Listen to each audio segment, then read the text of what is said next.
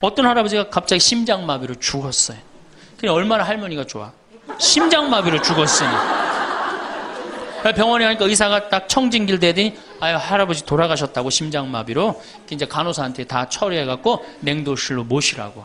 영안실로. 그래갖고 이제 영안실로 이렇게 할머니가 이제 이렇게 할아버지 뒤를 따라가는데 이 할아버지가 가다가 깨어난 거예요. 깨어나갖고 이제 할머니가 뒤 따라온단 말이야. 그러니까 아우 나 좀 살아났으니까 얘기 좀 해달라고 막 그러니까 이 할머니가 못 들은 척.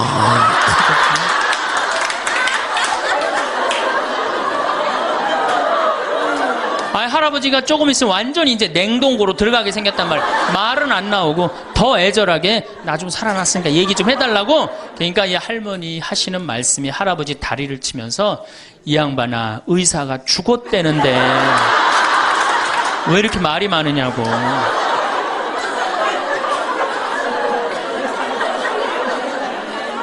여러분들 100살 산다는 게 확실하게 여러분들은 앞으로 남은 인생이 50년 남아있어요. 이렇게 오래 살 줄 모르고 지금부터 이제 중요한 얘기예요. 지금부터 잘 들어요. 지금부터 이렇게 오래 살 줄 모르고 있는 돈 없는 돈 자식한테 다 물려줬어. 얼마를 물려주느냐. 이게 이제 큰일이에요. 자식 대학 하나 졸업시키는데 2억 5천 들어갑니다. 둘 졸업시키면 5억이에요. 부부가 은퇴해서 죽을 때까지 우리가 지금 필요한 현금이 5억이에요. 자식 둘 대학만 안 보내면 뭐예요? 딱 노후대책연금 딱 확보하는 거예요. 독일은요, 얘가 똑똑하고 안 똑똑하고 중학교 때 갈라버려요. 그래서 대학 나오는 사람 별로 없어요. 그리고 중학교 때 머리 나쁜 놈은 어떻게 해? 기술 배워갖고 기술을 배워갖고 월급 별 차이 없어요. 근데 우리는 돌머리든 돌머리가 아니든 다 대학을 가잖아요. 내가 깡통이야. 깡통인지 안 깡통인지 여기 지금 젊은 엄마들 꽤 왔는데 딱 보면 알아요, 몰라요? 알죠? 이 깡통한테 있는 돈 없는 돈 다 쏟아붓어.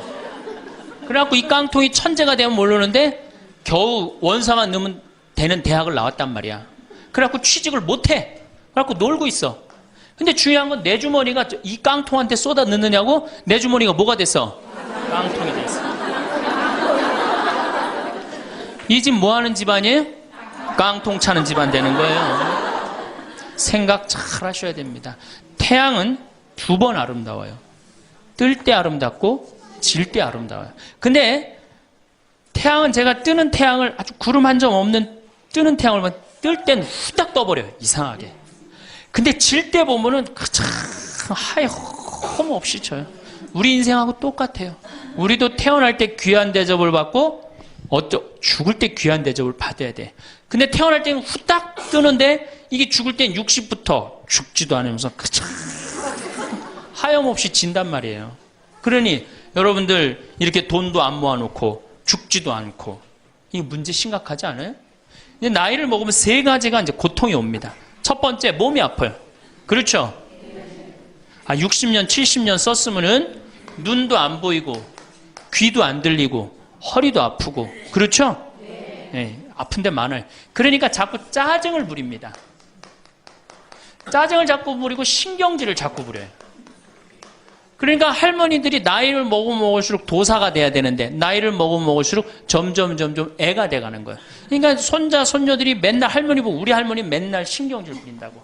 생각해보세요. 머리 하얗지 얼굴 쭈글쭈글해지 이빨은 빠져갖고 여기도 쭈글쭈글해지 웃어도 전찬을 판국에 거기서 막 신경질 부리고 짜증 부리면 어느 자식이 그걸 보면서 행복해하고 오랫동안 좋은 마음으로 모실 수 있어요. 그래서 저는 90살 넘은 장례미사 90살 먹은 할머니 장례미사를 본당 신부가 해줬는데 며느리가 70이다. 그러면은 본당 신부는 장례미사 하자마자 바로 교황청에 연락해갖고 이 70 먹은 며느리 90살까지 모시고 산 이 며느리 바로 교황청에 연락해서 시성식 해줘야 돼. 이 며느리 본당 신부 꼭 할 일이에요. 기적심사 필요 없어요. 그냥 90살까지 모시고 산 것만 해도 뭐예요? 기적이에요. 기적. 안 버리고. 제가 어저께 식사하면서 잠깐 그런 얘기 들었는데 필리핀에 자식이 집 팔고 들어오면은 모시겠다고 그러는데 버린 자식이 있었다며요. 그리고 또 뭐 캐나다에 며칠 전에 또 어디에서 나왔다고 그러더라고. 자식이 그렇게. 여러분들 그게요, 남 얘기 아니에요. 여기 노인대학 많이 온다 그러죠? 제가 노인대학은 1박 2일을 합니다. 그럼 제가 이런 강의를 끝나면 절 찾아오는 할머니들이 참 많아요. 신부님, 내 얘기입니다. 그러면서 쫙 얘기하면 어떤 자식까지 있느냐면 생활 그 보조금 나오는 것까지 뺏어가는 자식들이 있어요. 여러분들 얘기야 무슨 아이고 여러분들 지금 자식 걱정할 때가 아니에요. 자, 몸이 아프면은 이제 이가 이제 문제가 생겨요. 그렇죠? 치과에를 갑니다. 치과에를 갔더니 의사 선생님이 하시는 말씀이 할머니 틀니로 하려면 300만 원, 걸으려면 500만 원, 임플란트로 하려면 3천만 원입니다. 이 돈 있어요, 없어요? 없습니다. 그러니까 추석 전에 아들한테 전화를 합니다. 한 달 전에 얘야 내가 요새 이가 아파갖고 소화도 안 되고 골도 아프고 잠도 안 온다. 그럼 아들놈이 딱 알아들어야 돼요. 우리 어머니 이가 없어서 나한테 이해해달라나 보다. 이렇게 알아들어야 되는데 지금 40대, 50대, 30대 된 자식들 중에 자기 어머니, 늙은 노모, 노부, 어금니 몇 개 빠진 거 아는 사람 얼마나 있어요? 없어요. 열어보지 않는 한 얼마나 알아요? 여러분들 지금 우리 엄마, 아버지 어금니 정확하게 몇 개 빠진 거 아는 분들 몇 분이나 계세요? 없어요. 얼마 전에 한 분이 손 들고 나는 안다고 그러더라고. 어떻게 하냐고 그러니까 몽창 빠져갖고 하나도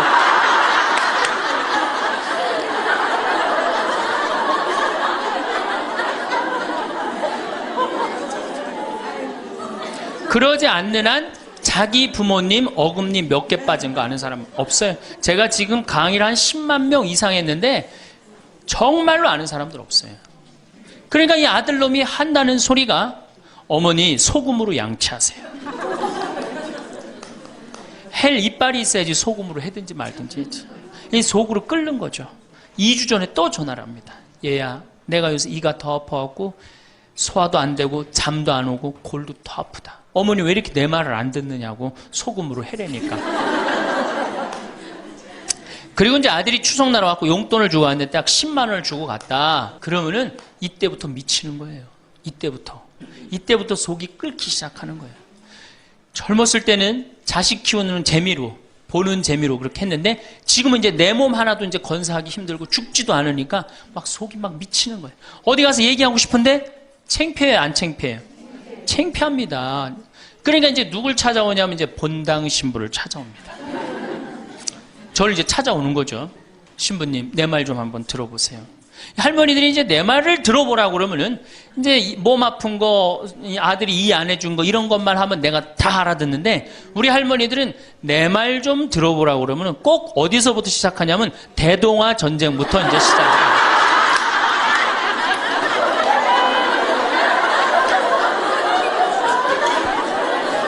이래야지 이제 속이 풀리는 거예요.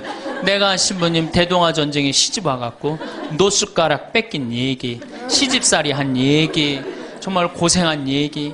그래서 신부님 이제 해방이 됐어요.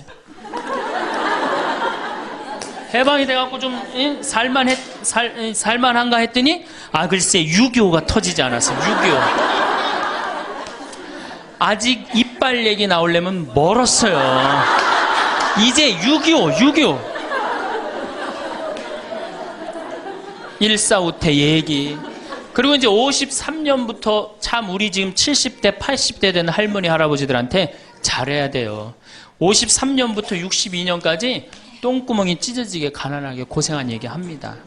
전 정말 몰랐어요. 똥구멍이 찢어지게 가난하다는 얘기를 참 많이 들었는데 그래서 할머니한테 한번 물어봤어요. 할머니, 똥구멍이 찢어진 게 뭐예요? 신부님, 말도 마십시오. 6.25 전쟁 때 여러분들 2차 세계대전에 쏟아놓은 폭탄을 남은 폭탄 다 우리나라에 다 쏟아붓어요. 그러니 전쟁 끝나고 뭐가 있어요? 전부 다 폐허가 돼갖고 아무것도 없죠. 가을에 우리나라가 한 85% 이상이 소장농이에요. 겨우 자기 해 먹을 거 그것밖에 안 됐어요. 전쟁 끝나고 9월에 이제 추수를 합니다. 9월에 추수를 하면 먹을 게 언제 떨어져요? 2월에 떨어져요. 그럼 보리는 언제 펴요? 5월에. 여러분도 오시면서 보리밭 보셨어요? 보리밭 이렇게 있는 거. 5월에 이제 보리가 피면은 2, 3, 4, 5월을 견뎌야 되는데 먹을 게 있어요? 없죠. 그러니까 산에 풀뿌리 캐서 먹고 나물 캐서 먹고 그것도 모자라면 이제 뭐를 캐서 먹느냐면, 뭐를 먹느냐면 소나무 껍질, 안에 하얀 속살, 그거를 이제 벗긴다 그래요. 그걸 벗겨갖고 말린다 그래요. 말려갖고 그걸 간대요. 할머니들, 옛날 할머니들 생각나시죠? 그걸 갈아갖고 국에 넣어서 먹으면 국이 빨간데 국을 먹으면 배가 부르대. 또 거기다 밥을 해서 먹어도 배가 그렇게 부르대. 옛날엔 배가 고파 죽겠는데 배 부르면 최고 아니에요. 배는 이제 먹었는데 이제 배는 부르는데 문제는 이게 섬유질이 엄청나게 강한 거예요. 이게 야채나 뭐 채소나 과일의 섬유질하고 틀리대요. 그래갖고 이제 이게 들어가면 소화가 안 되고 딱딱하게 굳는 거예요. 수분이 빠지고. 대장에 가면 이제 딱딱한 돌덩어리로 굳는 거예요. 그 딱딱한 돌덩어리로 굳은 걸 빼내려고 그러니 똥구멍이 찢어지는 거냐. 신부님, 똥구멍이 찢어지게 가난하게 고생한 얘기. 그러니, 그리고 이제 내가 자식들을 이제 내 자식만은 고생을 시키지 않으려고 정말 내가 먹고 싶은 거, 쓰고 싶은 거, 다니고 싶은 거 안 하고 논 팔고 소 팔고 정말로 고생해서 내 자식을 키워놨는데 내가 늙어서 이해해달라고 그러는데 아니 이 10만 원을 갖다 줬으면 신부님 억울해서 못 살겠다. 분해서 못 살겠다. 그 얘기를 해요. 이 얘기가 사실 남 얘기가 아니에요. 제 얘기예요, 제 얘기. 제가 아버님 70살 때 종합검진을 해드렸어요. 종합검진을 이렇게 해드렸는데 깜짝 놀랐어요. 결과를 보고. 어금니가 하나도 없으신 거예요. 어금니가 하나도 없어. 그래갖고 아버지 제가 맨날 이렇게 갈비집에 가서 갈비 사드릴 때 뭘로 드셨느냐고 그랬더니 아들 신부가 사주는 거라 앞니로 그냥 대충 씹어갖고 삼켰다는 거예요. 정말 기가 막히죠. 내가 전국에 다니면서 강의를 이렇게 했는데 내 아버지 입 빠진 건 모르고 참 창피하더라고요. 그래서 마침 내가 이제 치과 의사 하나를 세례를 줬어요. 그래서 불렀어요. 내가 너 세례를 줬는데 내가 네 세례를 주면 내가 네 영적인 아버지다. 근데 우리 육적인 아버지가 이가 하나도 없다. 돈은 내가 요것밖에 없으니까 네가 아버지다 생각하고 완벽하게 해놔라. 뭐 가장 정성을 들여서 해놔라. 내가 뭐 그 병원도 축성도 해주고 다 해줬으니까. 그래갖고 정말 아버지 하듯이 아버지라고 그래라 그냥. 그래 아버지 하듯이 거의 1년 동안 매주일 공사를 한 거죠. 그래갖고 완벽하게 해드렸어요. 그 다음부터 이제 갈비집에 가도 이제 심지까지 뜯어 드시고, 그 다음부터 이제 지리산 꼭대기까지 뛰어 올라갔다 떼어내렸다는 거예요. 두 번째, 친구가 없어요. 이거 아주 중요한 겁니다. 몸 아픈 거. 여러분들, 여기 이제 할머니, 할아버지도 몇 분 계신데, 자, 내가 돈에 주머니가 없어. 그럼 바깥에 나가고 싶어, 안 나가고 싶어요? 당연히 안 나가고 싶어요. 내가 저 모임에 나가갖고 뭘 한번 얻어먹었어. 그 다음에 내가 그 친구한테 사줘야 되는 내가 돈이 없어. 그 다음 만나게 돼요? 안 만나게 돼요? 나이 먹어갖고 돈이 없으면 자신이 없어져요. 자신이 없어져요. 그러니까 여러분들 초등학생이 학원비가 50만 원, 지금 중학생이 70만 원, 고등학생이 90만 원이에요. 그러면은 내가 이 90만 원 중에 20만 원만 떼어서 어머니 용돈 줘봐.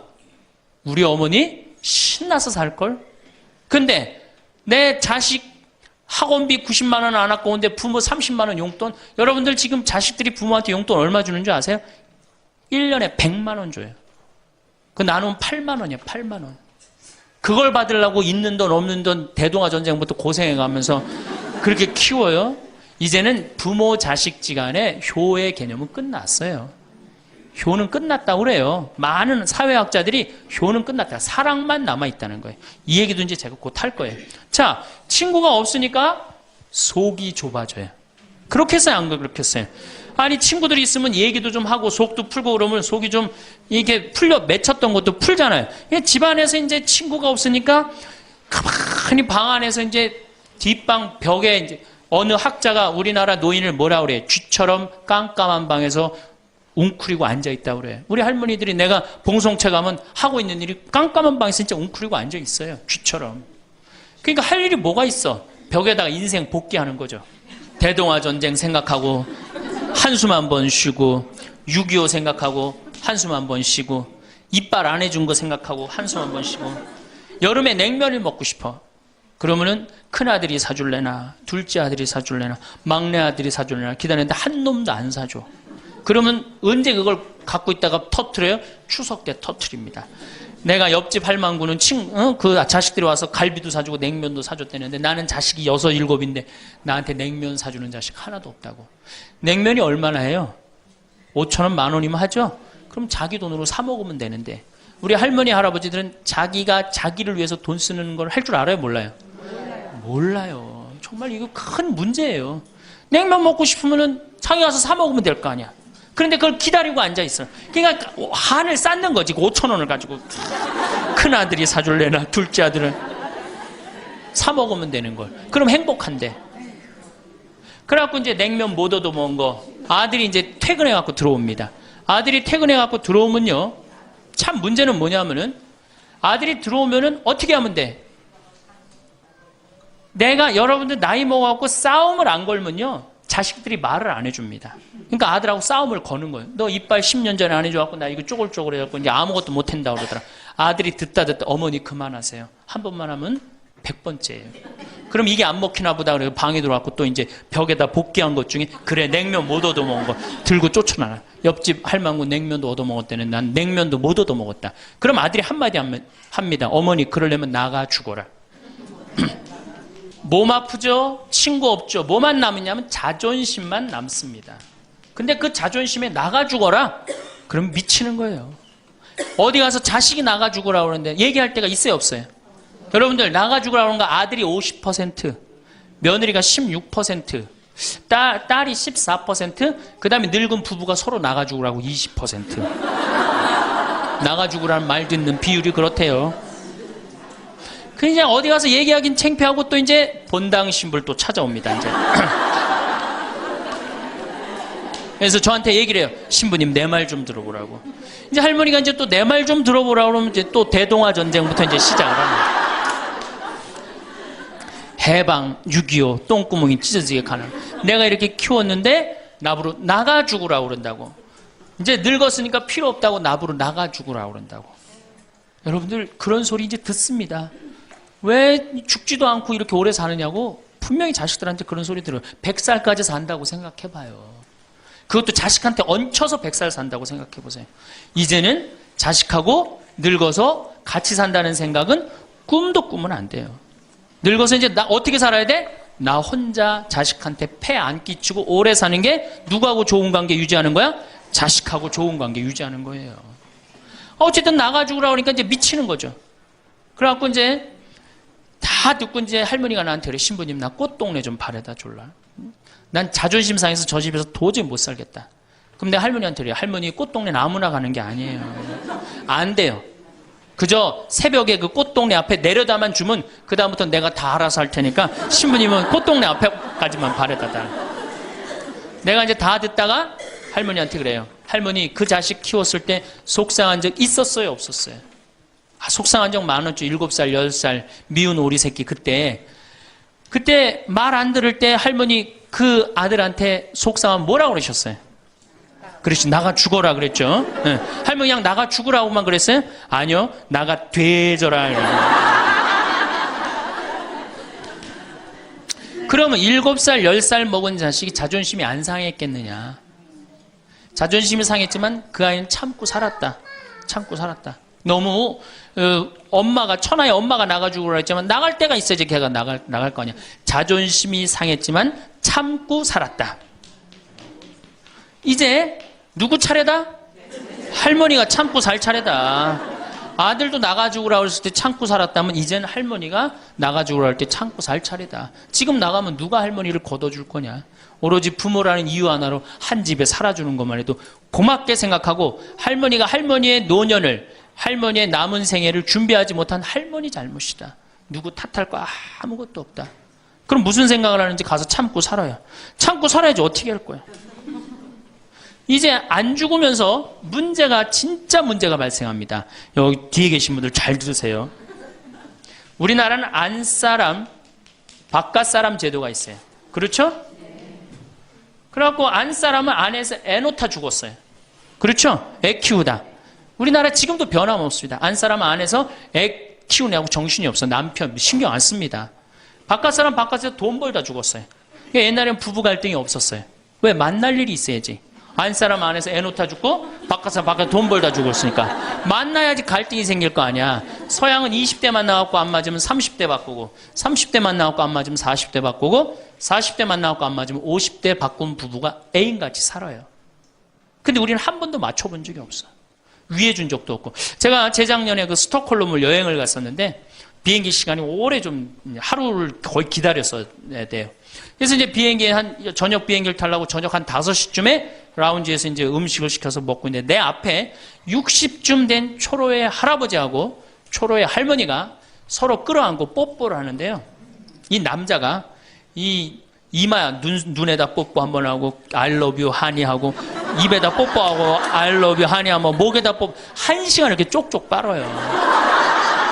걔네들은 그렇게 살고 그렇게 살아야만이 살아요. 근데 우리는 안 사람 안에서 애 키우다 죽고 바깥 사람은 바깥에서 돈 벌다 죽으니까 서로 사랑을 할 시간이 없어. 근데 상관없었어. 왜? 평균 연령 38세, 46세 때는 아무 문제 없었어요. 그렇죠? 죽으면 끝이니까. 근데 이제 안 죽으면서 문제가 발생을 해요. 직장에서 넌 이제 그만 사회에서 쓸모가 없으니까 집으로 가라. 그래갖고 이 바깥 사람을 고홈 집으로 보낸단 말이야. 그래갖고 이제 안방에 이제 이 바깥 사람이 딱 앉아 있는 거예요. 그래갖고 안방에서 안 사람이 되는 거예요. 집안에 안 사람이 둘이 되는 거예요. 이게 아내가 뭐예요? 태양이라는 뜻이거든요. 집안의 태양을 아내라고 그러잖아요. 이 집안의 태양이 둘이니 이게 사이가 좋아요. 그리고 우리 남자들이 여자한테 하니 I love you 뽀뽀 쫙쫙 했다면서 그렇게 해요. 여러분들 사랑한다는 얘기 들어요 안 들어요? 이게 우리의 큰 문제예요. 사랑한다는 말도 안 듣고. 이 우리나라 남자들은 부인을 위한 이벤트를 할 줄 몰라요. 그러니까 이게 어떻게 있느냐면 가을 젖은 낙엽 땅바닥에 붙어 있듯이 쫙 부인한테 붙어 있으면서 밥 새끼 따박따박 그냥 받아먹고 끝난단 말이야. 설거지를 하기라나 뭘 하기라나. 그러니 미치는 거죠. 그러니까 할머니들이 저한테 진짜 할머니들이 그런 얘기 많이 해요. 정말 30년 40년 동안 밥 해대는 거 지겹다고. 지겹죠. 설거지를 해기래나 뭐 사랑한다고 말을 해기래나 뽀뽀를 해주기래나 그냥 소리나 뻑뻑 지르고 침부림이나 시키고. 반대로 우리 여성들, 우리나라 이 여성 아내들이 남편한테 잘하느냐?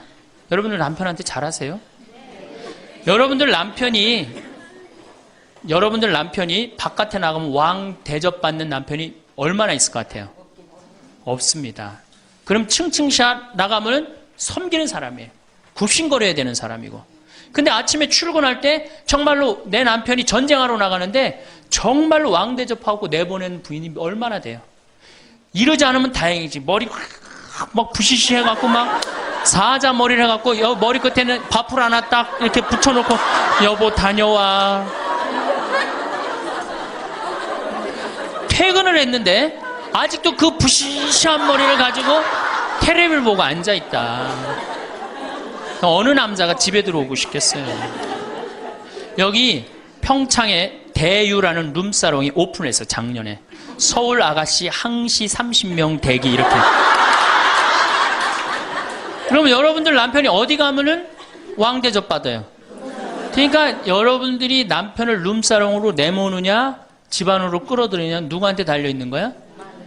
여러분들한테 달려있어요. 그런데 그래서 일주일에 한 번 남편을 위해서 요리를 하라는 거예요. 부인이. 정말로 지혜로운 부인은 요리를 한 번씩 하라는 거예요. 그래서 낙지볶음도 하고 요새 그 텔레비에 보면 이렇게 홍어 이렇게 삭힌 것도 많이 홈쇼핑으로 보내주잖아요. 딱 해갖고 삼합 딱 해갖고 와인 하나 딱 준비하고 이브닝 드레스도 좀 쫙 입고 이런 이벤트가 있어야지 60년을 같이 살지. 무슨 재미로 60년을 살아요.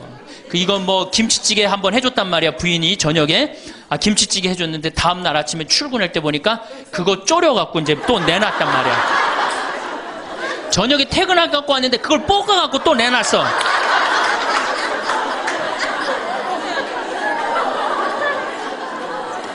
여러분들 자식한테 쏟는 거 반만 남편한테 해보세요. 여러분들 아마 얻고 살 거예요. 나이 먹어서요. 나이 먹어서 유일한 친구가 누굽니까?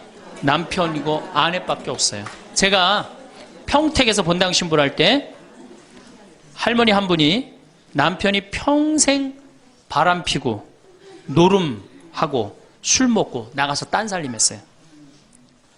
근데 이 할아버지가 늙어갖고 중풍이 걸린 거예요. 중풍이 걸려갖고 반신불수가 되고 집에 들어온 거예요. 그러니 이 할머니가 믿겠어요, 안 믿겠어요? 밉죠. 나만 보면은 빨리 죽었으면 좋겠다. 매일 입버름처럼 했어요. 그러니까 이 할아버지가 또 말도 못하는 중풍이 이제 와갖고 고해성사를 이제 이렇게 할머니하고 할아버지하고 같이 들어와요. 그래갖고 이제 할머니가 이제 할아버지 잘못한 걸 다 나한테 얘기를 해줘요. 그러면은 할아버지가 그걸 받아들이면 되는데 안 받아들입니다. 할머니를 때리는 거예요. 내가 언제 그랬느냐. 그러니 난 내가 봐도 야, 저 할아버지 양심도 없구나. 그냥 젊었을 때 저러더니 늙어서 고해를 대신까지 해주는데 얼마나 고마워. 그런데도 그냥 그 할머니를 때리고 저렇게 구박을 하니 참 정말로 빨리 죽었으면 좋겠다. 그런 생각을 했어요. 근데 그 할아버지가 돌아가셨어요.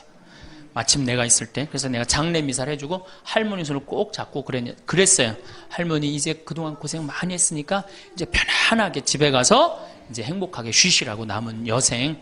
그래갖고 이제 할머니를 보냈는데 그 밤 11시에 할머니가 전화를 했어요. 신부님 우리 집에 좀 와달라는 거예요.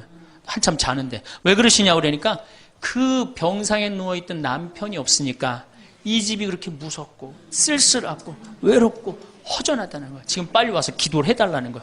그래서 자다가 또 옷도 갈아입고 이제 내가 가고 그 할머니 이제 안수기도 해주고 이제 손잡고 기도해주고 오면서 늙어서 남편이 죽는다. 그날로 여러분들은 아무것도 아니에요. 완전히 홀로 되는 거예요. 그러니까 정말로 귀하게 지금 자식을 귀하게 해줘야 돼. 남편을 귀하게 해줘야 돼. 그러니까 오늘 당장 집에 가고 학원 끊어요. 학원 끊고 대학 다닌 자식 있으면 당장 휴학시키세요. 자, 맨 마지막으로 이제 돈이 없어. 이게 이제 제일 큰 문제죠. 그렇죠? 돈만 있으면 어때요? 자식하고 관계가 굉장히 좋습니다. 돈만 있으면. 어느 정도로 좋으냐? 작년에 내가 여기 우리 생태마을에 콩을 계약 재배를 했어요. 계약 재배를 했는데 1억 원어치 정도 콩을 샀어요. 그런데 제가 무슨 일이 좀 생겨갖고 돈이 없어졌어요. 있던 돈이. 그 돈이 이제 한 2달이나 3달 후에 나오는데 농민들은 빨리 돈을 달라는 거예요. 이 계약 재배해갖고 왜 안 주냐. 그래갖고 쩔쩔 매는데 꼭 요맘때예요. 우리 어머니가 딱 오시더니 아들이 막 쩔쩔 매고 사람들이 막 농민들이 왔다 갔다 하는 걸 보고 왜 그러시냐고 신부님. 그래서 내가 원래 계약 재배를 했는데 돈이 원래 한 2억이 들어오기로 했는데 그 돈이 안 들어와갖고 내가 지금 못 줘서 지금 너무너무 당황스럽다고. 그냥 그 얘기만 저는 했어요. 근데 어머니가 일주일 동안 있기로 하셨는데 그날 그냥 집에 가시더라고요. 우리 누나한테 가자 그랬더니 차로 가셨어요. 다음날 어머니가 전화를 하셨어요. 신부님 내가 그 돈 해서 보냈다는 거예요. 하루 만에 어머니가 그 엄청난 돈을 해서 보낸 거예요. 아들이 그냥 뭐 그런 거 고생하는 거 보기 싫은 거지. 그래갖고 그 돈을 해갖고 그것도 싹 일주일 만에 싹 정리했어요. 나는 어머니가 얼마나 고마운 줄 몰라요. 저는요 우리 어머니가요 안 죽었으면 좋겠어요.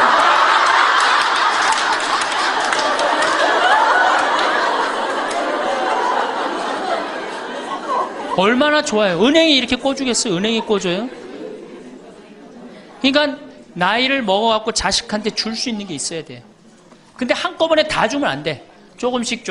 그리고 그 자식이 나한테 돌려주는 게 있는 자식한테 줘야지 줬는데 안 주는 자식은 싹수가 노란 거예요. 그래서 그 자식한테는 주지 말고 내가 줬는데 나한테 준다. 그럼 그 자식한테 계속 잘해주면. 그래서 저는 어머니하고 자식 지간이 기브 앤드 테이크야. 죽을 때까지 기브 앤드 테이크를 해야지 서로 행복한 거예요. 네. 그래서 우리 자식들은 용돈 많이 드립니다. 어머니 아버지한테. 우리 어머니 아버지 이렇게 한 1년에 받는 용돈을 가만히 들어보니까 한 연봉 한 2천만 원 정도 되더라고요. 2천만 원이면 괜찮잖아요. 그럼 그 돈 당신 위해서 씁니까? 또 누구한테 써요? 자식들한테 다. 그러니까 서로 좋은 거예요. 기브 앤드 테이크. 이제 굉장히 지혜로워야 돼요. 노년을 행복하게 맞아요. 근데 돈이 없어. 그러면 이때부터는 천덕꾸러기 되는 거예요. 내가 프랑스 파리 쌍젤리제 거리를 가보니까 루이비통 꾸찌 있는 거리예요. 그렇죠? 쌍젤리제 거리 가보니까 거기서 저녁에 와인을 마시는 사람들은 할머니 할아버지밖에 없어요. 젊은 사람 꿈도 못 꿉니다. 우리나라 명동에 누구만 득실거려요? 젊은 애들이 득실거리죠? 이거 문제예요. 걔네들이 뭘 했어요? 돈을 벌었어요. 사회를 위해서 일을 했어요. 6.25를 겪었어요. 우리나라 경제 발전을 이뤘어요. 아무것도 한 거 없는 애들이 무의미하게 돈을 쓰는 거예요. 그러니까 사회가 불안정한 거예요. 이태리 로마의 라보나 광장이라고 있어요. 라보나 광장에 가보면요. 거기도 저녁에 할머니, 할아버지 팔짱 다 7, 8분이 팔짱 끼고 숄 딱 거치고 와요. 그리고 와인 마셔. 젊은 애들은 꿈도 못 꿔요. 제가 오스트리아 비엔나에 비올라 공부하는 아이, 너 내가 맛있는 거 사줄게. 제일 좋은 데 가자. 그랬더니 시청 근처가 제일 식당이 좋대. 17명이 밥을 먹는데 15명이 할머니, 할아버지예요. 젊은 애들 어디 있냐 그랬더니 내가 밥 먹고 보여드리겠습니다. 그랬더니 밥 먹고 시청 뒤에 공원에 가니까 젊은 애들이 우유하고 빵하고 그렇게 밥을 때우더라고요. 전심을 다 그렇게 때워요. 젊은 애들 왜 여기 젊은 애들이 식당에서 밥 꿈도 못 꿉니다. 스포츠카 할머니, 할아버지들이 타고 다니지 젊은 애들 못 타고 다닙니다. 근데 우리나라는 명동에 가면 할머니, 할아버지 없는데 어디 가면 할머니, 할아버지 볼 수 있어요? 그렇죠. 탑골공원에 가면 거기서 배식 받아서 밥 먹고 있는 거. 이게 세상이 거꾸로 돌아가는 거예요. 나무는 뿌리가 튼튼해야지 나무도 튼튼합니다. 그렇죠? 나무가 튼튼해야지 열매도 튼튼한 거예요. 우리 사회도 할머니, 할아버지들이 행복해야지 누가 행복할 수 있어? 내가 행복할 수 있어. 내가 행복해야지 누가 튼실해? 열매가 튼실한 열매가 나오는 거예요. 근데 지금 우리나라 사회는 뿌리가 썩어가고 있어요. 뿌리도 썩어가고 나무도 썩어가고 당연히 모두 썩어가요? 열매도 썩어가는 거예요. 지금 썩어가고 있어요. 자, 우리나라가 178개 국가 중에 행복지수가 102등이에요. 102등. 왜 102등이겠어요? 태어나면서부터 글자 공부하기 시작해. 유치원 특목 유치원 다녀. 영어 배워. 중국어 배워. 일본어 배워. 초등학교 가서 이 학원 저 학원 시달려. 공부 못하면 완전히 나쁜 놈이야. 이 세상에서 정말 부모한테 불효자야. 중고등학교 그래서 아주 자괴감 느껴. 대학교 가서 또 취직해야 돼. 그냥 죽어라고 입사시험 보는데 실업자가 100만 명, 20대가 넘어. 대학을 졸업해도 취직도 못해. 그리고 어떻게 해서 결혼을 했는데 부모 돈 얼마를 뺏어요? 우리나라가 결혼 자금이 1억 7천만 원 들어가요. 미국 2,700만 원이에요. 그러니까 누구 돈 다 되는 거예요? 부모가 있는 돈 없는 돈 다 해주는 거. 미국은 안 해줍니다. 일본도 안 해줍니다. 일본의 부모가 어떤 부모가 훌륭한 부모예요? 결혼식 때 10만엔 부조하는 부모 훌륭해요. 100만 원 부조하는 부모가 훌륭한. 그 더 이상 안 해줘요. 근데 우리는 있는 거 없는 거 다 해줘. 그렇죠? 있는 거 없는 거 다 해줘. 근데 자식이 죽으면 딱 좋은데 죽지도 않고 그걸 받은 은혜를 알아 몰라요. 받은 놈들은 끝까지 모릅니다. 이 열매 벌써 썩었어요. 그러니까 결혼해서도 자식 키우느냐고 고생, 집 얻느냐고 고생, 늙어서도 제대로 노년을 행복하게 즐기지 못해. 여행도 못 다니고 뒷방이 웅크리고 있어. 애들 때도 괴롭고 결혼해서도 괴롭고 늙어서도 괴로워. 그러니까 행복지수가 몇 등이야? 102등이에요. 이게 다 누가 만들어내는 거예요? 여성이 깨어나야 되는 거예요. 여성이 깨어나야지 우리 사회가, 저는 이 세상에서 대한민국처럼 살기 좋은 나라 없다고 생각해요. 누가 뭐라 해도 대한민국이 세계에서 제일 살기 좋아요. 음식점에 가면 물 공짜로 주는 나라 어디밖에 없어요? 대한민국밖에 없어요. 다 사 먹어야 돼요. 이 환경 하나만 해도 기가 막힌 거예요. 더 기가 막힌 거 뭔지 아세요? 아니, 밥 먹었는데 커피도 공짜로 줘. 이게 정말 좋은 나라예요. 근데 왜 우리가 다 불행하다고 느끼느냐? 이 질서가 무너졌기 때문이에요. 여성이 깨어나야 우리 사회가 건강해지고 우리 나라도 건강해지고 가정도 건강해지고 교회도 건강해집니다. 근데 여성들이 깨닫지 못하는 게 있어요. 지금 내 자식을 잘 키우면 늙어서 호강할 거라는 무의식 속에 착각이 있습니다. 또 하나는 내가 이루지 못한 꿈을 자식이 이룰 수 있을 거다, 이루어 줄 거라는 착각을 해요. 그런데 자식이 10살까지만 자식이라고 그래요. 10살 넘어서부터는 뭐예요? 자기 의견이 있고 자기 생각이 있고 자기 주장이 있으면서 떠나가기 시작하죠. 떠나가고 계속 떠나가는 거예요. 끝까지.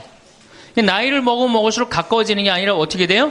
나이를 먹으면 먹을수록 점점 멀어지는 게 자식입니다. 제가 경기도 광주 능평성당에 본당 신부로 있을 때 87살 먹은 루시아 할머니가 있었어요. 근데 이 할머니가 6.25 때 남으로 넘어왔어요. 근데 6.25 때 남편이 세상을 떠났어요. 그리고 아들 둘을 서울대 고대 상경대학을 졸업을 시켰어요. 혼자서 이렇게 아들들을 둘 다 은행장을 하고 있고 얼마나 할머니가 출세를 했어요. 그런데 이 할머니하고 아들 출세한 건 전혀 상관없어요. 이 할머니가 77부터 방에 들어누웠어요. 그러니까 10년 동안 방에 들어놓으면 무슨 생각밖에 안 들어요. 외롭고 정말로 아침부터 밤중까지 가만히 들어놓여 있는데 무슨 삶의 낙이 있겠어요. 내가 봉송체를 가면 할머니가 항상 제 손을 붙잡고 신부님 왜 레지오단원들이 방문도 안 오느냐고. 북에서 넘어왔으니 친척이 있어요. 누가 있어요?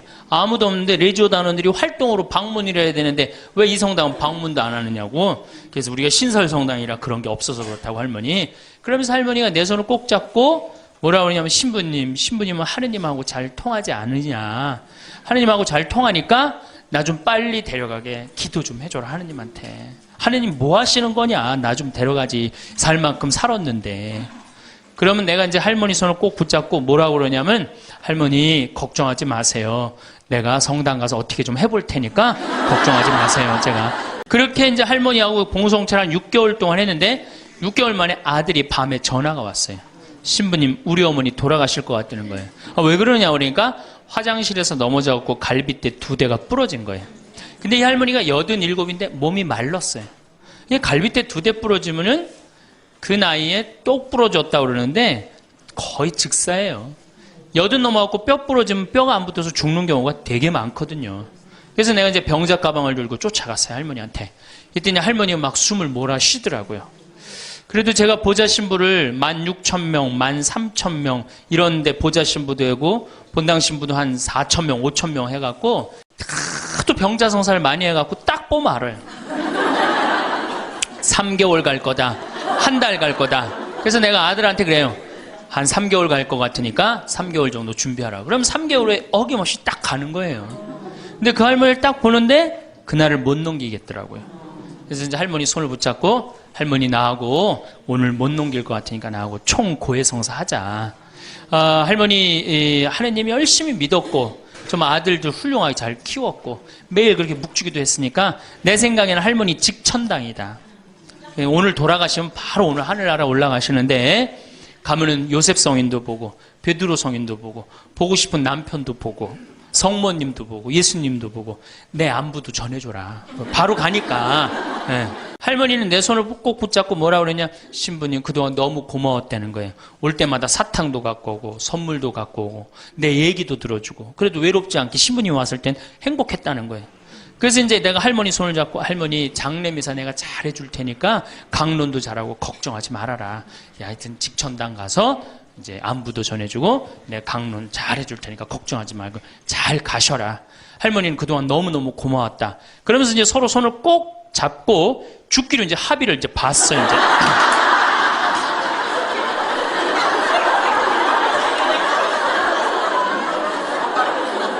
그래갖고 이제 본당에 와갖고 연령회장한테 연락을 했어요. 우리 그 루시아 할머니 돌아가실 것 같으니까 빨리 가서 임종경 해라. 그 사무장한테는 내가 이제 내일 아무래도 장례가 나을 것 같으니까 장례 준비를 해라. 이제 그리고 이제 기다리는데 일주일이 돼도 연락이 없고 2주일이 돼도 연락이 없는 거야. 한 달 만에 다시 봉송체 신청이 들어왔어요. 그래서 내가 가갖고 할머니한테 그래서 할머니 어떻게 된 거냐. 우리 살아서 안 보기로 하지 않았느냐. 근데 왜 살아있느냐. 그랬더니 할머니가 우리 아들들이 어머니 돌아가시면 안 된다고 삼성의료원에 데려다가 그걸 붙여갖고 온 거예요. 요즘 죽고 싶어도 못 죽어요. 요즘 죽고 싶어도 죽을만 하면 살려갖고 오고 죽을만 하면 살려갖고 오고 정말 그래요. 의술이 좋아갖고 죽고 싶어도 못 죽어요. 그래서 그때 이제 할머니가 이제 방에 누워갖고 그전에는 화장실이라도 다녔는데 이제는 이게 부러졌으니까 2년 동안 화장 못 가고 오줌똥을 며느리가 받아냈어요. 그 며느리도 참 착한 며느리죠. 90살이 됐어요. 이런 부활 때 돼갖고 내가 이제 봉송체를 나갔는데 할머니가 일어나서 나온 거예요. 날 마중을 나왔어요. 그리고 하시는 말씀이 신부님 이제 좀 일어나 다닐만 하다는 거예요. 이게 지금 가두션찬을 판국인데 일어나 다닐만하다. 92살이 됐는데 이 할머니가 내가 성당을 줬는데 성당 어떻게 줬는지 구경하고 싶다고 이게 이불을 뒤집어 쓰고 성탄 전야미사에 나왔어요. 이제는 안 죽어요. 여러분들 정말로 내가 보통 이게 30년을 한 세대로 봅니다. 그렇죠? 그 60까지 결혼 30에서 60까지 정말 오래 사는 거예요. 근데 요즘은 이제 90까지 한 남자하고 60년을 살아요. 살만해요? 한 남자하고 한 여자하고 한 남자하고 부부로 만나서 딱 30년 사는 게 가장 맞대요. 그래서 그걸 30년을 한 세대로 보는 거예요. 근데 이게 더블로 사네. 한 남자랑. 저는 생각 잘했죠. 장가 안 가고 혼자 사는 게 정말 좋은 거예요. 또 내가 그 능평성당에 있으면서 겪었던 일인데 이 할아버지가 73살이야. 요셉 할아버지가 73살인데 며느리가 나보다 1살 어려요. 마침 우리 고향 사람이야. 그래서 아주 참 내가 이뻐했죠, 마음으로. 근데 이 며느리가 애를 넷을 낳았어요. 그게 참 착해요. 누가 봐도. 그래서 다 효녀라고 그랬어요. 효부라고 그러고. 그 이렇게 보면은 정말로 성당도 열심히 나오고 시어머니 시아버지도 잘 모시고. 근데 나한테 와서 이제 개인적으로 신세 한탄을 할 때는 그러는 거예요. 신부님 시집살이 하기 너무 힘들다는 거예요. 우리 시어머니 시아버지는 아침 점심 저녁으로 따뜻한 밥만 원한다는 거예요. 8명을 아침 점심 저녁 밥 세끼를 한다고 생각해 보세요. 힘들겠어요? 안 힘들겠어요? 여러분들 힘들겠죠? 네. 그래서 내가 이제 그 마음으로 이제 새기고 할머니 할아버지들을 모시고 온천을 간 적이 있어요. 다 온천을 이제 끝나고 난 다음에 이제 우리 할아버지가 이제 73살 먹은 요셉 할아버지가 막걸리를 근사하게 드시더라고. 그래서 내가 할아버지한테 그랬어요. 한 잔 따라 드리면서 할아버지 왜 밥 세끼를 집에서 먹느냐? 한 끼 노인정 가서 먹어라. 아니, 노인정 가서 친구들하고 고스톱도 치고 바둑도 두고 그러면 치매도 안 걸리고 그렇게 전심 한 끼 나가서 먹으면은 며느리도 아침 다 상 치고 난 다음에 학부형도 만나고 친구들도 만나고 아니 며느리가 무슨 징역 사는 것도 아니고 아침 전심 저녁 세 끼를 다 차려줘야 되니 얼마나 힘드냐. 그랬더니 이 할아버지 저한테 화를 내는 거예요. 신부님 난 노인정 가기 싫다는 거예요. 아니 왜 노인이 노인정 가기 싫으냐. 그랬더니 이 할아버지가 저한테 명언을 했어요. 무슨 명언을 했냐면 형들이 심부름을 시켜서 가기 싫다는 거예요.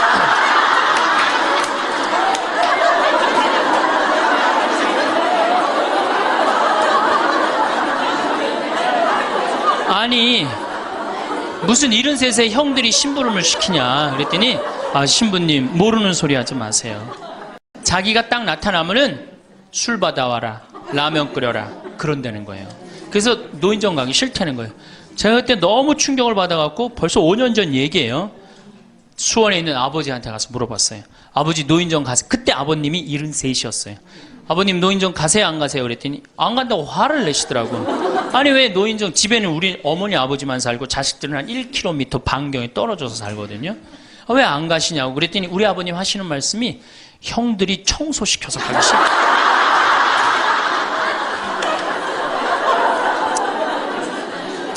제가 알아보니까 75살 이하를 청노인이라고 그래요.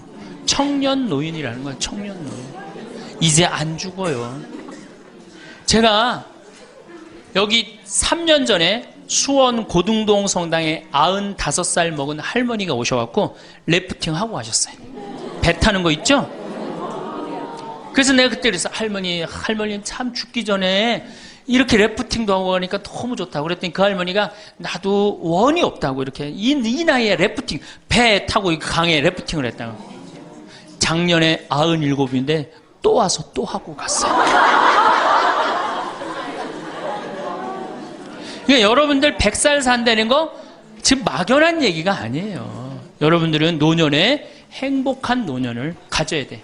햇살이 창가에 스며드는 조용한 오후 우리는 문득 인생이 참 길어졌다는 생각을 하게 됩니다. 우리 부모님 세대보다 훨씬 오래 살게 된 이 시대에서 우리는 이전과는 전혀 다른 방식으로 인생을 바라보아야 할 때가 되었습니다. 예전에는 자녀를 키우고 결혼시키면 인생의 큰 일을 다 마친 것처럼 여겨졌지만 이제는 그 이후에도 20년, 10년이 더 남아 있습니다. 이 긴 시간은 단순히 노쇠해가는 시간이 아니라 새로운 방식으로 살아갈 수 있는 또 다른 인생의 장입니다. 마치 한 권의 책에서 새로운 챕터가 시작되는 것과 같습니다. 하지만 많은 분들이 여전히 과거의 관습대로 자녀를 위해 모든 것을 내어주고 나면 자연스럽게 보살핌을 받을 것이라고 생각합니다. 그러나 현실은 그렇지 않습니다. 아침에 공원을 산책하다 보면 혼자서 벤치에 앉아 멀리 바라보는 어르신들을 종종 만나게 됩니다. 그분들의 표정에서 때로는 외로움이, 때로는 허전함이 느껴집니다. 자녀들도 각자의 삶이 있고 사회도 변했습니다. 이제는 우리 스스로가 우리의 인생 후반기를 책임져야 할 때입니다. 이것은 슬픈 현실이 아니라 오히려 우리에게 주어진 새로운 기회입니다. 든든한 내 편, 경제적 자립. 인생에서 가장 큰 안정감을 주는 것 중 하나는 바로 경제적 여유입니다. 돈이 전부는 아니지만 돈이 있어야 선택할 수 있는 것들이 많아집니다. 아프지 않기 위해 미리 건강을 챙길 수 있고 좋아하는 취미 생활도 할 수 있으며 무엇보다 다른 사람에게 손을 벌리지 않고 품위를 지키며 살 수 있습니다. 그런데 많은 부모들이 자녀 교육비와 결혼 자금으로 평생 모은 재산을 모두 소진해버립니다. 마치 자녀에게 모든 것을 주는 것이 부모의 도리인 양 생각하면서 말입니다. 자녀의 학원비, 과외비, 유학 비용에서 시작해서 결혼 준비금, 신혼집 마련 비용까지 모든 것을 대어줍니다. 그리고 나서 정작 자신들은 월세방에서 쪼들리며 살아가는 경우를 너무나 자주 봅니다. 하지만 잠깐 생각해 보십시오. 부모가 경제적으로 어려워지면 결국 자녀에게 부담이 됩니다. 자녀들도 각자 살아가기 바쁜데 부모를 경제적으로 부양하는 것은 쉬운 일이 아닙니다. 요즘 젊은 세대들은 결혼도 늦고 아이 낳기도 어려워하는 시대입니다. 집값은 치솟고 일자리는 불안정한데 부모님까지 모셔야 한다면 그 부담이 얼마나 클지 상상해 보십시오. 오히려 적당한 경제력을 유지하면서 자녀와 서로 도움을 주고받는 관계를 만드는 것이 훨씬 건강합니다. 생일이나 명절에 작은 선물을 주고받고 가끔 맛있는 식사를 대접하거나 손자들에게 용돈을 줄 수 있을 때 가족 관계는 더욱 따뜻해집니다. 이것이 바로 진정한 기브 앤 테이크입니다.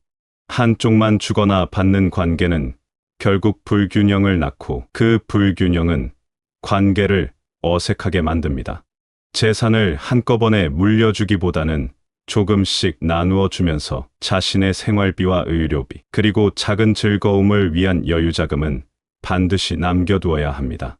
갑자기 아플 때 좋은 병원에서 치료받을 수 있는 여유, 친구들과 가끔 여행을 갈 수 있는 여유, 좋아하는 취미 활동을 할 수 있는 여유가 있어야 합니다. 이것은 이기적인 행동이 아니라 가족 전체를 위한 지혜로운 선택입니다. 경제적 자립은 단순히 돈을 많이 갖는다는 의미가 아닙니다. 자신의 생활 수준에 맞는 적절한 경제력을 유지하면서 누구에게도 손을 벌리지 않고 당당하게 살아가는 것을 의미합니다.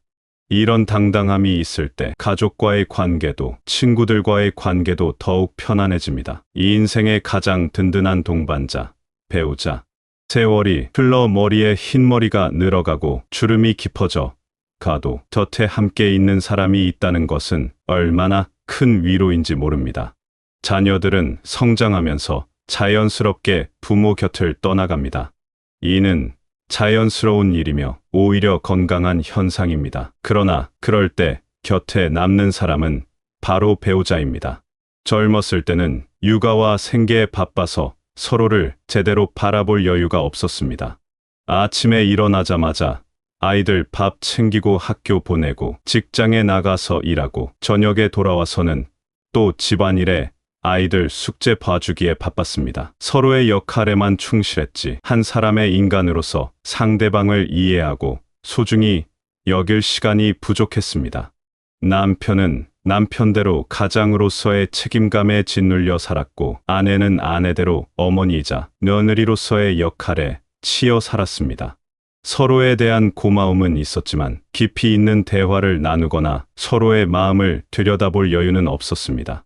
그런데 이제 자녀들이 독립하고 나면 비로소 우리에게는 서로를 다시 발견할 시간이 주어집니다.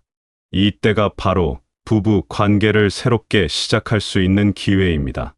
젊었을 때 몰랐던 배우자의 매력을 발견하고 함께 새로운 취미를 시작하고 여행을 다니며 추억을 쌓을 수 있습니다. 아침에 함께 산책을 하면서 하루 계획을 나누고 저녁에는 차를 마시며 하루 있었던 일들을 이야기할 수 있습니다. 서로의 건강을 챙겨주고 외로움을 달래주는 가장 가까운 친구가 될 수 있습니다. 하지만 이를 위해서는 과거의 서운함이나 갈등을 내려놓을 줄 알아야 합니다. 젊었을 때의 불만이나 섭섭함을 계속 품고 있으면 소중한 시간을 헛되이 보내게 됩니다. 그때는 바빠서 이해 못했던 일들, 서로 다른 방식으로 사랑을 표현했던 일들을 이제는 다른 눈으로 바라볼 수 있어야 합니다. 완벽한 사람은 없습니다. 배우자도 나 자신도 마찬가지입니다. 서로의 부족함을 이해하고 받아들이면서 남은 시간을 따뜻하게 함께 보낼 수 있다면 그것만으로도 큰 행복입니다. 젊었을 때는 열정적이었다면 이제는 잔잔하지만 깊은 사랑을 나눌 수 있는 시간입니다. 긴 인생의 마지막 장을 함께 걸어갈 동반자가 있다는 것, 그리고 그 동반자와 서로를 격려하고 위로하며 살 수 있다는 것은 인생의 가장 큰 축복 중 하나입니다. 혼자서는 힘들 때도 둘이 함께라면 이겨낼 수 있는 것들이 많습니다. 자녀와의 새로운 관계 만들기, 자녀를 사랑하는 마음에는 끝이 없습니다. 아무리 나이를 먹어도 자식은 자식이고 그들의 행복을 바라는 마음은 변하지 않습니다. 하지만 사랑하는 방식은 달라져야 합니다. 어릴 때처럼 모든 것을 해주고 보살펴주는 것이 더 이상 사랑이 아닐 수도 있습니다. 성인이 된 자녀들에게는 그들만의 인생이 있고 그들이 스스로 선택하고 책임져야 할 일들이 있습니다. 부모가 계속해서 모든 것을 대신 해결해 주려고 하면 오히려 자녀의 성장을 방해할 수 있습니다. 실패를 통해 배우고 시행착오를 겪으면서 성숙해지는 것도 인생의 중요한 과정입니다.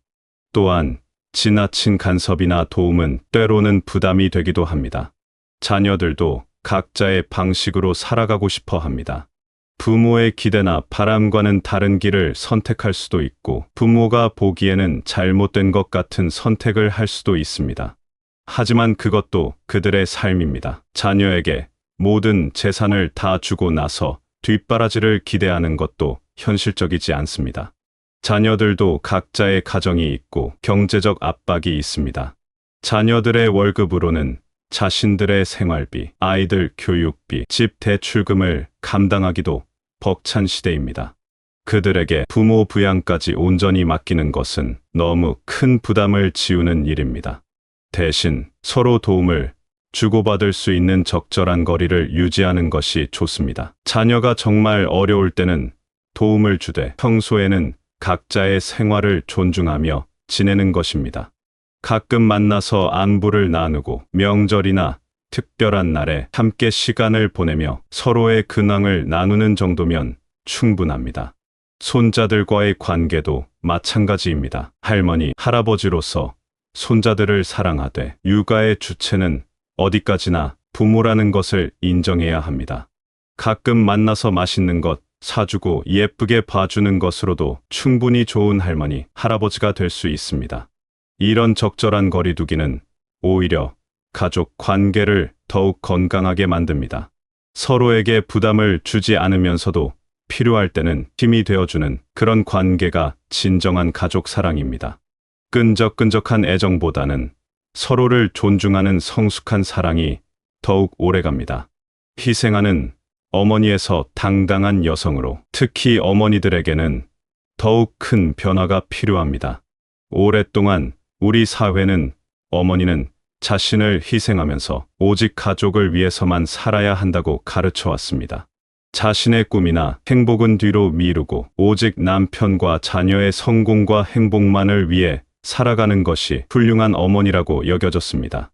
젊었을 때 꿈꿨던 직업이나 취미는 모두 포기하고 오직 아이들의 학업과 성장에만 모든 에너지를 쏟았습니다. 자신이 입고 싶은 옷보다는 아이들 옷을 먼저 사고 자신이 먹고 싶은 음식보다는 가족들이 좋아하는 음식을 준비했습니다.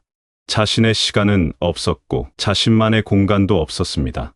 하지만 이제는 달라져야 합니다. 어머니도 한 사람의 독립적인 인간입니다. 자신만의 꿈과 목표가 있고 행복할 권리가 있습니다.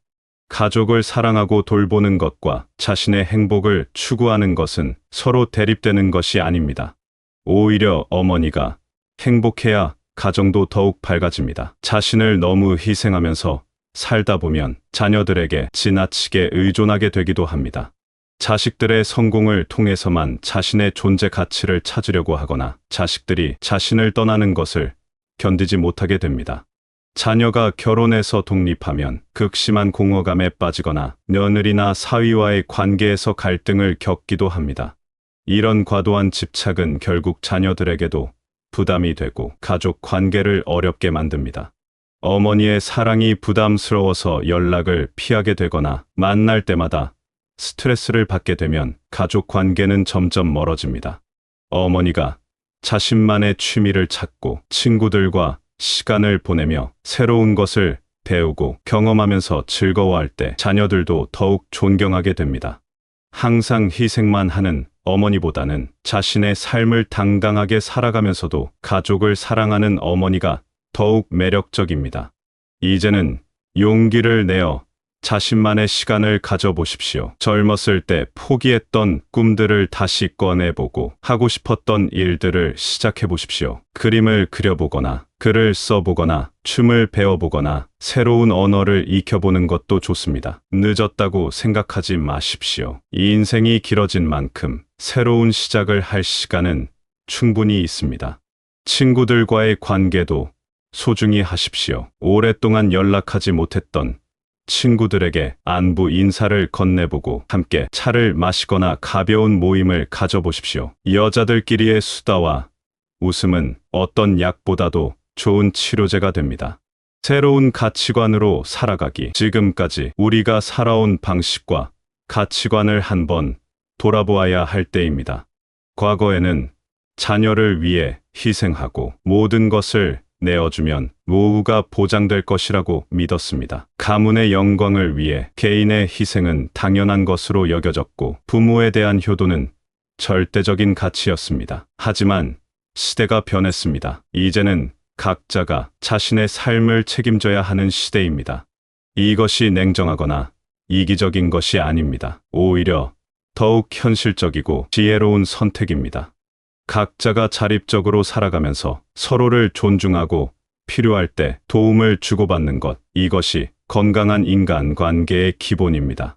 나이가 들수록 더욱 중요해지는 것은 자신만의 철학과 가치관입니다. 무엇이 진정으로 중요한지, 어떻게 살아가는 것이 의미 있는 삶인지에 대한 나름의 답을 찾아야 합니다. 다른 사람의 시선이나 사회의 기대에 맞춰 살기보다는 자신이 진정으로 원하는 삶을 살아가야 합니다.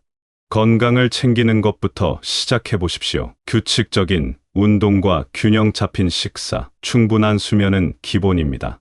몸이 건강해야 마음도 건강하고 무엇이든 할 수 있는 에너지가 생깁니다. 아침에 일찍 일어나서 가벼운 산책을 하거나 체조를 하는 것만으로도 하루가 달라집니다. 좋은 사람들과 의미 있는 시간을 보내는 것도 중요합니다. 나이가 들수록 인간관계는 양보다 질이 더 중요해집니다. 많은 사람들과 피상적인 관계를 유지하기보다는 진심으로 소통할 수 있는 몇 명의 좋은 친구들과 깊이 있는 관계를 만드는 것이 더 의미 있습니다. 새로운 것을 배우며 성장하는 즐거움도 놓치지 마십시오. 대학교 평생교육원에서 강의를 듣거나 문화센터에서 새로운 취미를 배우거나 독서 모임에 참여하는 것도 좋습니다. 배움에는 나이가 없다는 말이 있듯이 새로운 지식과 기술을 익히는 과정에서 느끼는 성취감과 즐거움은 나이와 상관없이 똑같습니다. 자연을 즐기는 시간도 가져보십시오. 계절마다 달라지는 자연의 모습을 감상하고 산책을 하며 신선한 공기를 마시고 꽃과 나무들을 바라보며 마음의 평화를 찾을 수 있습니다. 자연 앞에서는 일상의 작은 걱정들이 별것 아닌 것처럼 느껴지기도 합니다. 작은 일상의 행복을 찾아가는 것도 중요합니다. 맛있는 차 한 잔, 좋아하는 음악 한 곡, 따뜻한 햇살, 가족들의 안부 전화, 이런 소소한 것들에서 행복을 느낄 수 있어야 합니다. 큰 것들만 바라보다가 작은 행복들을 놓치는 일이 없어야 합니다. 또한 지나온 인생을 돌아보면서 감사할 일들을 찾아보는 것도 중요합니다. 완벽하지는 않았지만 나름대로 열심히 살아온 자신을 인정하고 앞으로의 시간도 소중하게 여기며 살아가야 합니다.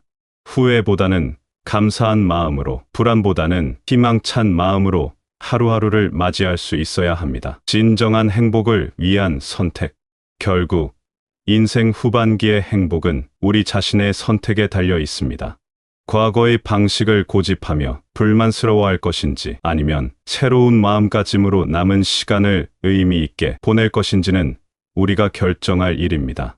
경제적으로 자립하면서 품위를 유지하고 배우자와 따뜻한 관계를 만들어가며 자녀들과는 적절한 거리를 두면서도 사랑을 나누고 자신만의 취미와 관계를 통해 즐거움을 찾아가는 것.